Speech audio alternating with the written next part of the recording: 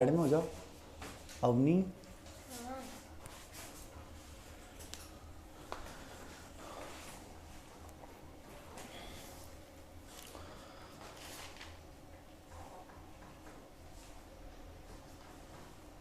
दोस्तों नमस्कार। आज का लाइव सेशन अचानक से आजकल लाइव सेशन लेके मैं आता हूं। अचानक से खबर मिलती है कि सर लाइव आ चुके हैं। आज का ये लाइव सेशन आपकी ज़िंदगी में बहुत सारी समस्याएं हैं। मैं हमेशा कहता हूं कि हर समस्या का कोई ना कोई समाधान अवश्य होता है। ज़िंदगी में कुछ लोग ऐसे होते हैं जो उन समस्याओं के बीच में से एक अलग मुकाम हासिल कर लेते हैं, और कुछ लोग ऐसे होते हैं उन समस्याओं के सामने बिखर जाते हैं। अब ये बिखरना है कि निखरना है, ये कौन तय करेगा? ये दुनिया तय नहीं करेगी, ये रिश्ते तय नहीं करेंगे, ये भाग्य तय नहीं करेगा, ये तय करेंगे आप खुद। जिस दिन आप खुद खड़े हो गए, याद रखना जीत आपकी सुनिश्चित है। और इसके लिए भगवत गीता का एक बहुत बड़ा कोटेशन है और वो है सेल्फ कंट्रोल। जिंदगी में याद रखना आत्मनियंत्रण आपके अंदर है तो आप दुनिया की हर परिस्थिति को, हर हालात को जीत जाओगे। आज जो मैं आपकी इस इंटरव्यू श्रृंखला में रूबरू करवाने जा रहा हूं वो आरपीएससी संस्कृत शिक्षा विभाग में बहुत कम पोस्ट में सेकंड रैंक प्राप्त करने वाली हिमांशी से आपको मिलाने जा रहा हूं। ये मुझसे बहुत प्रभावित है। बहुत दिनों से हमारी चर्चा चल रही थी और एक कई बार इसने कहा कि सर मिलने आना है। मैंने कहा मिलने नहीं आना, फिर तो इंटरव्यू बच्चों के सामने, कम से कम आप लोगों के सामने इसकी संघर्ष की जो रोचक बातें हैं वो आप लोगों के सामने आए। एक पॉलिटिकल साइंस या आप स्कूल लेक्चरर की तैयारी कर रहे हैं, सेकंड ग्रेड की तैयारी कर रहे हैं या डीएसएसबी एग्जाम्स की तैयारी कर रहे हैं, उनके लिए मेरे अनुसार ये एक आदर्श अभ्यर्थी है जो आपको ये बता पाएगी कि किसी भी तैयारी के लिए कठिन संघर्ष के समय और एक बालिका, एक लड़की के लिए बहुत मुश्किल होता है कि इस जमाने को, इस समाज को जवाब देना, और एक या दो तीन असफलताओं के बाद बहुत मुश्किल हो जाता है। तो आज के इस लाइव सेशन में मैं आपको रूबरू करवाने जा रहा हूं हिमांशी से। हिमांशी आइए। तो ये वो बच्ची है और इस बच्ची की जो कहानी है वो बहुत इंटरेस्टिंग है, बहुत रोचक है। रोचक इसलिए है क्योंकि ये एक बहुत बड़ी एग्जाम में असफल हो जाती है और असफल होने से पहले इसने भी एक प्राइवेट सेक्टर में स्ट्रगल किया। जैसे मैंने कहा कि मैंने बीएड कॉलेज में काम किया है, वैसे हिमांशी ने भी बीएड कॉलेज में काम किया है। 2016 स्कूल लेक्चरर एक बड़ी भर्ती थी आरपीएससी की, उसमें असफल हो जाती है और उसमें असफल होने के बाद फिर से एक नई भर्ती आती है, फिर से तैयारी करती है। एक लड़की के लिए बहुत मुश्किल होता है साहब। इस समाज में लड़कियों को एक अलग नजरिए से देखा जाता है। बहुत मुश्किल होता है आप एक या दो एग्जाम की तैयारी करते हैं और उसके बाद दोबारा से खड़े हो जाना, ठीक है, और घर वालों को इस बात के लिए मनाना बहुत मुश्किल होता है। लेकिन इसने हिम्मत नहीं हारी, फिर से आरपीएससी की एक बड़ी भर्ती परीक्षा की तैयारी की। लेकिन विडंबना देखिए, उस भर्ती परीक्षा में ये जिस बच्चे के साथ ये तैयारी कर रही थी, ये दोनों हमेशा डिस्कशन करते थे, ठीक है, हर टॉपिक को ये तैयार करते थे दोनों मिलकर। लेकिन विडंबना देखिए कि वो जो बच्चा था वो उस भर्ती में 2020 वाली भर्ती में सेकंड रैंक से चयनित हो जाता है। मेरा ही स्टूडेंट प्रमोद, वो सेकंड रैंक से चयनित होता है, लेकिन ये बच्ची असफल हो जाती है। देखिए कितनी बड़ी बात है। आप लोग कहते हैं कि सर हम पढ़ते हैं फिर सिलेक्शन नहीं हुआ, किसको दोष दें? ये दो बच्चे हैं, प्रमोद और हिमांशी, दोनों साथ पढ़ते हैं, साथ तैयारी करते हैं, डेली इनका डिस्कशन होता है, एक जैसे इनके नोट्स हैं। लेकिन एक बच्चा सेकंड रैंक ले जाता है और एक बच्ची एग्जाम से बाहर ही हो जाती है। अब सोचिए कैसी गुजरी होगी, इस पे कितने डिप्रेशन में आई होगी कि मेरा साथ वाला बच्चा टॉप रैंक ले जा रहा है और मैं सिलेक्ट ही नहीं हो पा रही हूं, जबकि दोनों की तैयारी एक जैसी।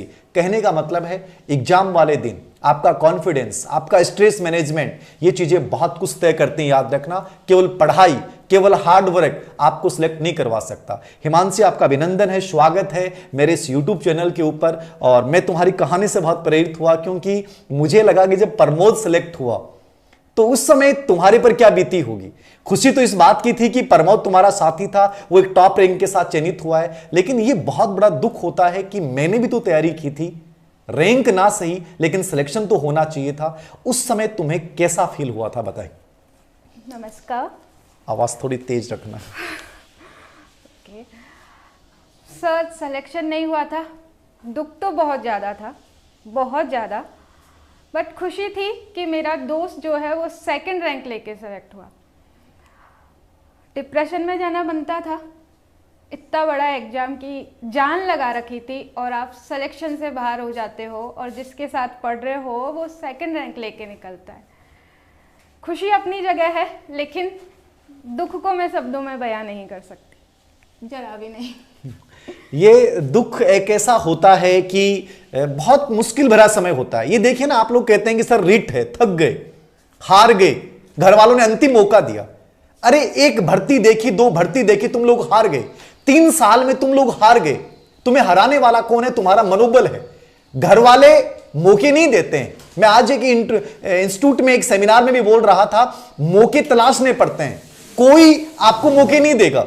ये बच्ची 2015 में बीएड कर ली थी, एमएड कर ली थी, 2015 में इसने बीएड कॉलेज ज्वाइन कर लिया था, 16 में सफल हुई। उसके बाद 18 में इसको लेक्चर की भर्ती आई, उस दौरान लगातार लगी रही और उस भर्ती में इसको बहुत बड़ी उम्मीद थी और ये हार गई, बाहर हो गई। लेकिन इसने तो हिम्मत नहीं हारी ना। वो कितना डिप्रेशन का समय था, इस बच्चे ने मुझे बताया। बहुत मुश्किल होता है ऐसे हालात से निकलना।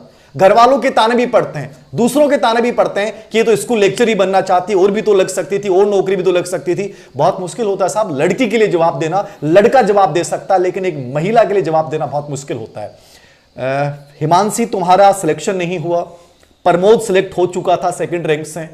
अब तुम्हारे सामने अंधियारा था, कंप्लीटली अंधकार था और बहुत मुश्किल था। उस दौर से कैसे निकली तुम? सब हालात बहुत ख़राब थे, कुछ भी नहीं था। सुबह से शाम तक अपने रूम में, कुछ समझ ही नहीं आ रहा था। दूसरी भर्ती कब आने वाली है, कैसे आने वाली है, पता नहीं। टारगेट था नेट कि यूजीसी नेट निकालना है। अपने आप को 1 साल का टाइम दिया कि सिर्फ और सिर्फ 1 साल है, जो भी करना है इसमें करना है, अदरवाइज फिर बैकफुट पे जाना है, मान लेना है कि नहीं हो पाएगा। जो भी करना है बस लास्ट 1 साल में करना है। सामने नेट था, नेट की प्रिपरेशन की। नेट के 1 महीने बाद ही इस फर्स्ट ग्रेड का संस्कृत डिपार्टमेंट वाला एग्ज़ाम था। 7 पोस्ट थी। सर मैं देखती हूँ कि बच्चे पोस्ट देख के पढ़ना छोड़ देते हैं कि नहीं हो पाएगा। मेरे भी मन में वही चीज़ थी कि सिर्फ 7 पोस्ट थे, जिसमें से जनरल के लिए सिर्फ 3 सीट थी, तो 3 सीट में सिलेक्शन लेना बहुत मुश्किल होता है। मैंने नेट के लिए सब्जेक्ट रेडी किया, 1 महीना मिला, फर्स्ट पेपर 1 महीने में रेडी किया, अपना बेस्ट देने की कोशिश की एग्जाम वाले दिन, और रिजल्ट मेरे सामने है। देखिए कितनी बड़ी बात होती है। आप कहते हो कि सर रिट में सफल हो गए, 30,000 की वैकेंसी थी, 50,000 की वैकेंसी थी। अब तो ये सेकंड ग्रेड स्कूल लेक्चर तो बहुत छोटी वैकेंसियां होती हैं। इस बच्ची के सामने 6 से 7 साल का स्ट्रगल समय था। ये 2 एग्जाम में सफल हो चुकी थी आरपीएससी की बड़ी भर्तियों में, जहां पॉलिटिकल साइंस की अच्छी पोस्टें थी, लेकिन संस्कृत शिक्षा विभाग में मात्र 7 पोस्टें। 7 में से जनरल की 3 पोस्टें, और 3 पोस्टों में से सोचिए पूरे राजस्थान की भर्ती में ये बच्ची सेकंड टॉप कर जाती है। मतलब ये देखिए, संजोग देखिए, इनका साथी प्रमोद जिन्होंने सेकंड रैंक हासिल की आरपीएससी की सामान्य भर्ती में, ये संस्कृत शिक्षा विभाग का चैलेंज ये होता है, हिम्मत ना तोड़ देना ये होता है, असफलता को चुनौती के रूप में लेना ये होता है कि रैंक लाऊंगी, सेकंड रैंक लेके आई। संस्कृत शिक्षा विभाग में संजोग देखिए, हिम्मत ना हारते हुए उसी में से 7 पोस्टों में से दूसरी रैंक हासिल कर लेना, ये उस जमाने के ऊपर एक तमाचा मारना है जो एक कहता है कि तुम अबला हो और तुम कैसे जीत पाओगी, तुम इन तानों का जवाब कैसे दे पाओगी। उन तानों का जवाब देना है, उस जमाने को जवाब देना है, तो याद रखना अपनी मेहनत से देना। और जिस दिन तुमने मेहनत से जवाब देना सीख लिया, ये दुनिया तुम्हारे पीछे पीछे चलेगी। जब तुम असफल थी, मुझे लगता है कि कोई साथ नहीं होगा। आज तुम सफल हो तो तुम्हारे कई लोग रिश्तेदारी निकालने लग गए होंगे, ऐसा तुम्हें फील हुआ होगा? निश्चित रूप से होता है। एटीट्यूड चेंज हो जाता है सामने वाले का, बात करने का, आपको देखने का, सब बहुत ज़्यादा चेंज फील किया जब आप कुछ भी नहीं होते और जब आप कुछ होते हो।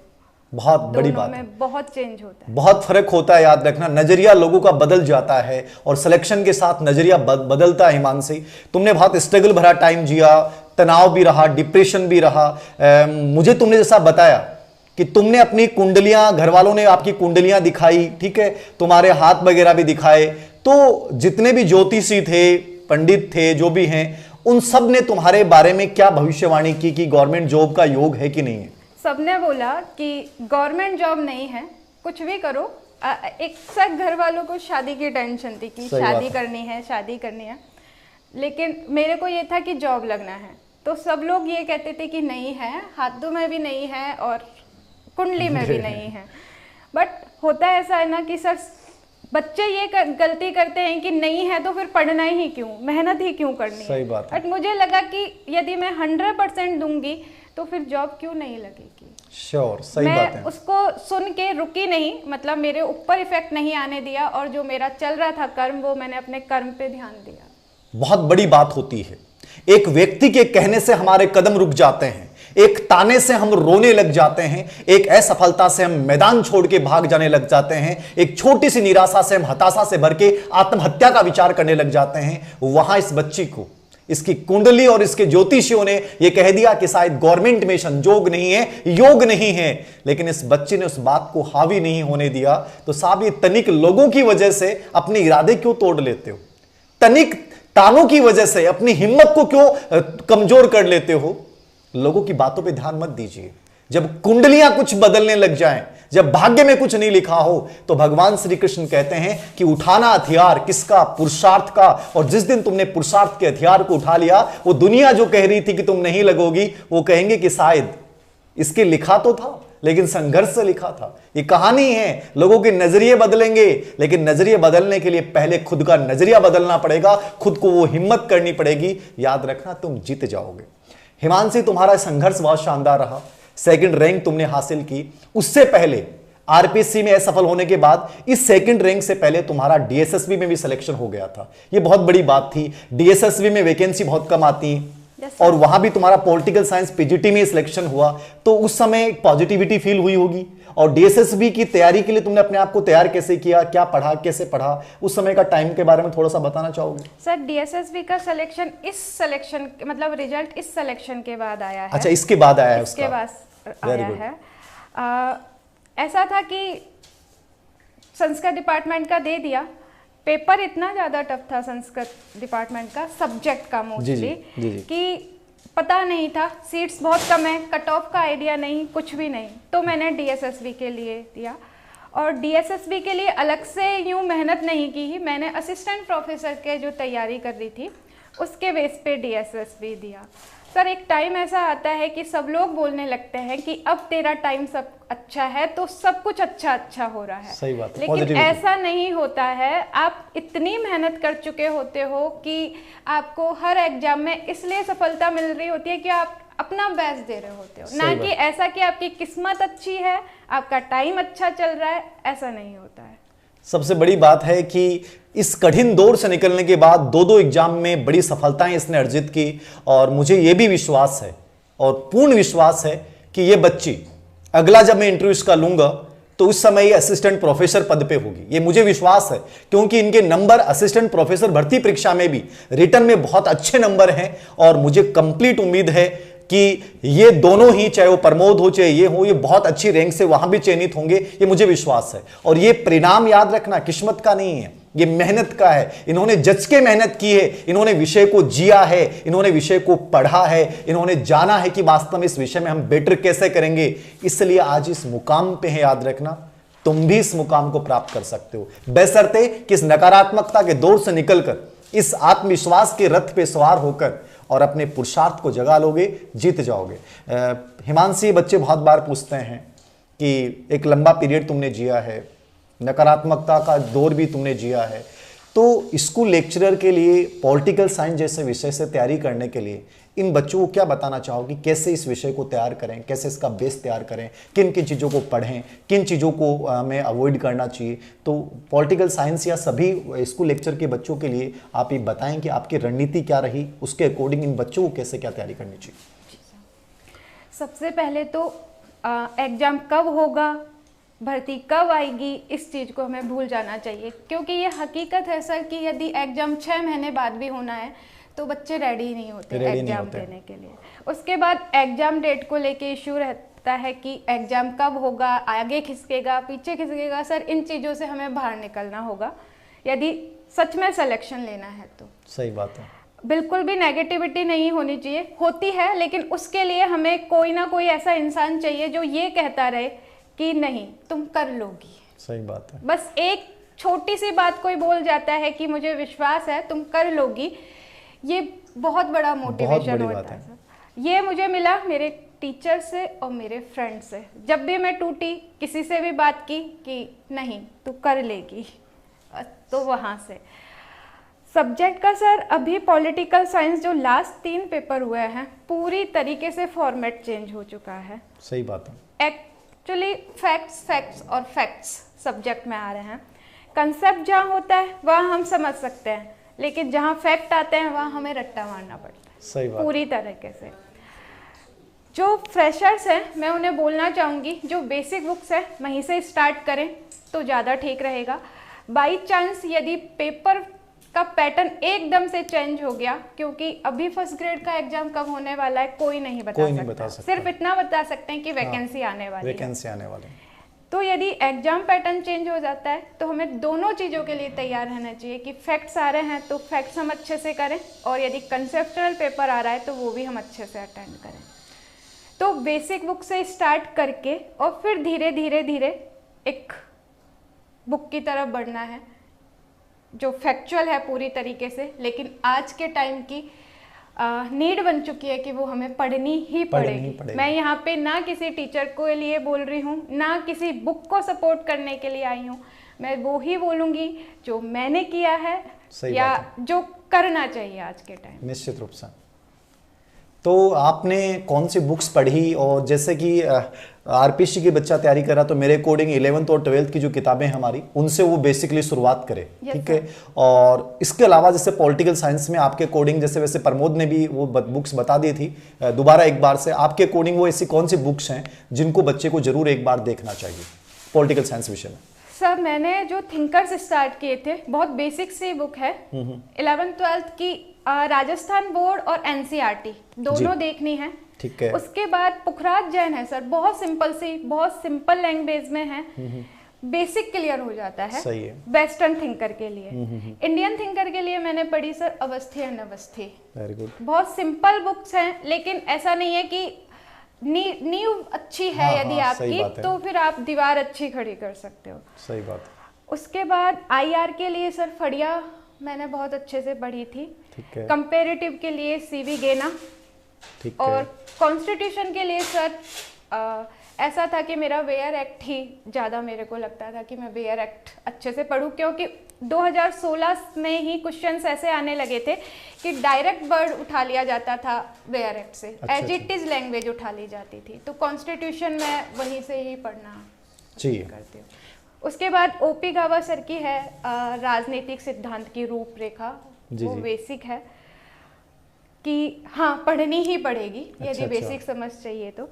उसके बाद बेस क्लियर हो जाता है। अभी जो एग्जाम पैटर्न है उसके अकॉर्डिंग सर एक पीसीपी पब्लिकेशंस की बुक है राम सिंह आड़ा सर की, वो अभी चर्चित भी काफी रही है, वो अभी काफी चर्चित रही है, लेकिन सर आज की डिमांड है और हमें मतलब वो इतनी मोटी है और इतनी लैंग्वेज टफ नहीं है, लेकिन सर आप कितना भी करो पूरी तो याद नहीं कर सकते। अच्छा। तो बट एक एक टॉपिक फर्स्ट ग्रेड वालों को थोड़ा सा स्मार्टली देखना है कि कौन सा पोर्शन उसमें से छोड़ना है, कौन सा अटेंड करना है, क्योंकि नाम फर्स्ट ग्रेड का है लेकिन मुझे लगा कि असिस्टेंट प्रोफेसर का सारा सिलेबस उसने कवर कर रखा था। सही बात है। तो आप लोगों को स्मार्टली देखना है, लेकिन थोड़ा सा रुक के, यदि फ्रेशर्स हैं तो पहले बेसिक बुक से स्टार्ट करें।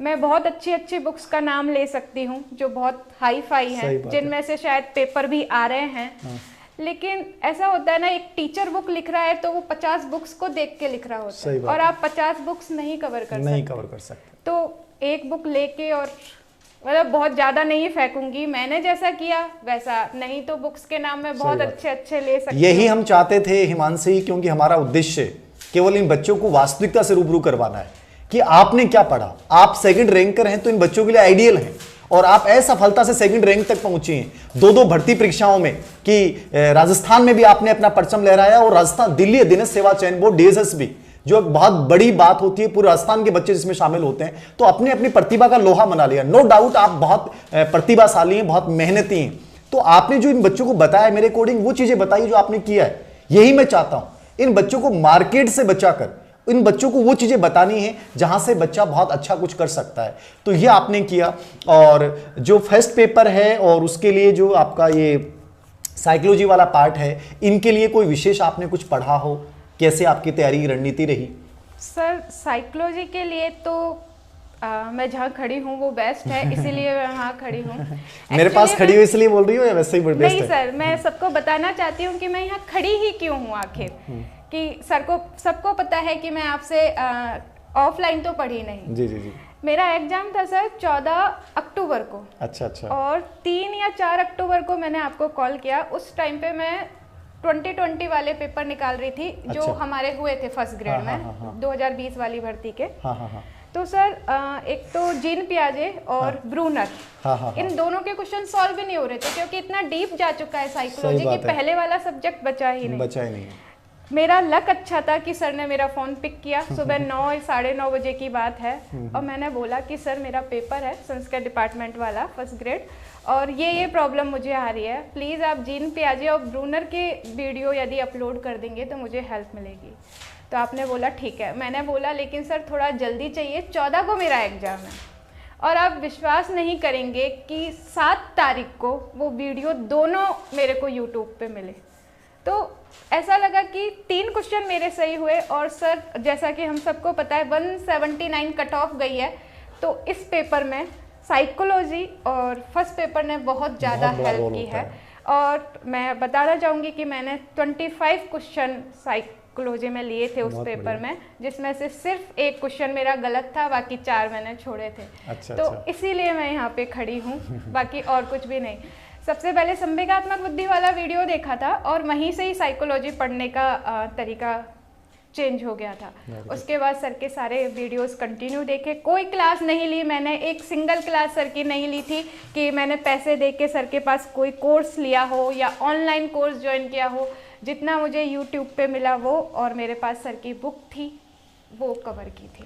बहुत सही बात है। ईमानदारी से अपनी बात कहना ये बहुत बड़ी बात होती है। मैं चाहता या ये चाहती तो मेरे बारे में कह देते कि नहीं सर का ऑनलाइन कोर्स लिया था, ऑफलाइन कोचिंग की थी, लेकिन ईमानदारी से बात बोली, बुक्स पढ़ी, सर से वीडियो के लिए निवेदन किया था, यूट्यूब पे सर के वीडियो देखे। मैं यही कहता हूं, जरूरी नहीं है कि मेरा कोर्स लेके पढ़ो, आप मेरे पास ऑफलाइन पढ़ो। जिंदगी में आप कहीं से किसी टीचर से कुछ भी सीख सकते हैं। ये मेरे से मोटिवेटेड हुई, प्रेरित हुई। मेरे जो यूट्यूब पे फ्री वीडियो डाले हुए हैं केवल उन्हीं से इसने फायदा लेके और एक बहुत अच्छी पोस्ट पे आज ये है और आगे भी बहुत अच्छी पोस्ट पे जाएगी। ये मेरी शुभकामना है हिमांशी को। हिमांशी, आज हताशा का दौर है, निराशा का दौर है। बच्चे बहुत जल्दी टूट जाते हैं, बिखर जाते हैं। अंतिम रूप से इन बच्चों के लिए तुम कुछ कहना चाहोगी, मैसेज देना चाहोगी कि कैसे क्या इस दौर से निकलें, कैसे अपने आप को प्रेरित रखें और एक लड़की होने के नाते कैसे अपने आप को आगे बढ़ाने में, अपने आप को पॉजिटिवली देखने में कैसे योगदान दें? बताएं अंतिम रूप से। मैं बताना चाहूँगी सर, जब हमारी लाइफ में कुछ हो रहा होता है हमें नहीं समझ में आ रहा होता है कि हो क्या रहा है, सिर्फ हमें ये लग रहा है कि बुरा हो रहा है, तो बुरा क्यों हो रहा है। सही बात है। मैं उस एग्ज़ाम में फेल हुई, सिलेक्शन नहीं हुआ, लेकिन आज मैं खुश हूँ कि उस एग्ज़ाम में मेरा सिलेक्शन नहीं हुआ।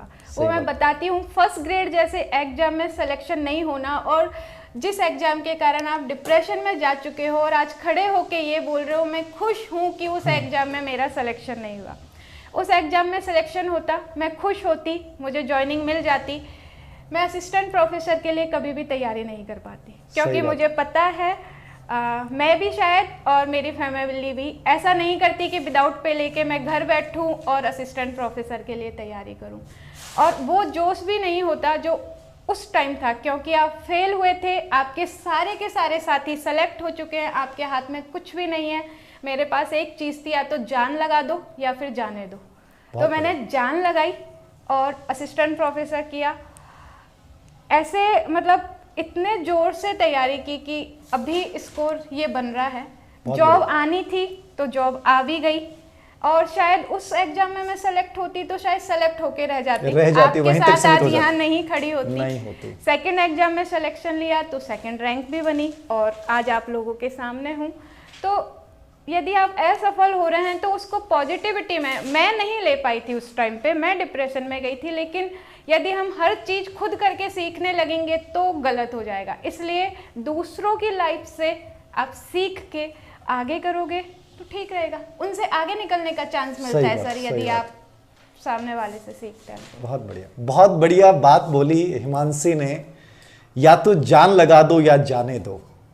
यहां तो हम जान गंवाने की बातें करते हैं, हताशा की बातें करते हैं, निराशा की बातें करते हैं। मैं तुम्हारी जिंदगी को बदलने के लिए हर उस बच्चे से रूबरू करवाने की कोशिश करता हूं जिसने संघर्ष से उस मुकाम को पाया है। फिर भी तुम नकारात्मक क्यों रहते हो?